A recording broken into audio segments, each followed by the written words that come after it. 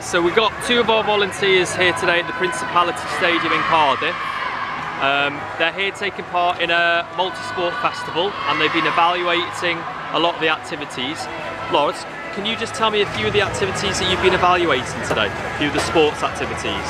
Well, I did for two certain topics, all the way around the stadium for the topics, and I picked two certain ones, which was the football targets and the glow sports. Brilliant. And were they good?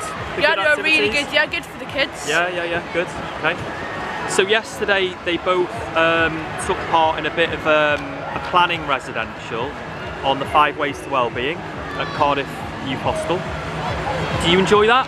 Yeah, it was good. Yeah. Did you learn anything? Yeah. Yeah.